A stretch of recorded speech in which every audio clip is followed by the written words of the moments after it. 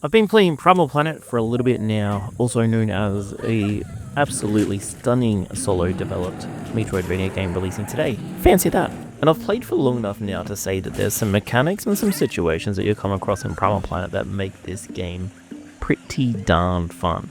Now, am I going to tell you everything that you're going to come across? No.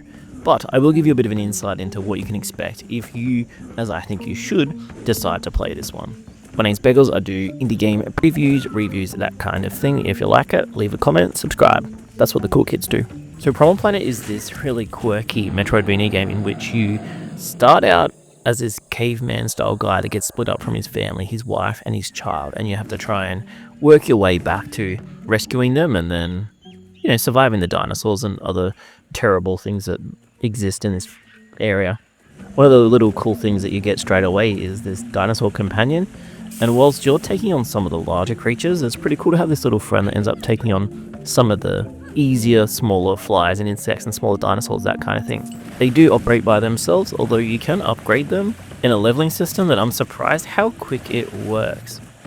To put it into perspective, I was able to unlock a double jump within the first 30 minutes of playing, just from random little attacks and encounters with enemies and small interactions that give you some experience points. Now you might be thinking this is a classic game in which you have to try and make your way to the end and rescue your family. No, you get them back pretty quickly and you have the ability to launch your little child into the distance or leave them behind while you run and do platforming whilst trying to make your way to the next part of the story. And speaking of the story, this is one of those games that doesn't give you too much information, it doesn't have too much dialogue.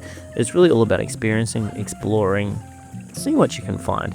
Although there are some really cool little cutscenes with the dinosaurs and things like that makes it really enjoyable. What I've been most impressed with so far is the way this game doesn't really seem to gatekeep mechanics behind, late game and things like that. So you have the ability to craft, you have the ability to level up really quickly, and there's a couple of mechanics that are throwing straight at you. So the ability to roll jump and launch yourself much further distances across the game, and also this little mechanic that you have where you have this spear and you can throw it and then platform on it. If that's not enough, you can set your spear on fire. Actually, you need to set your spear on fire so that you can get through some of the early physics-based kind of challenges.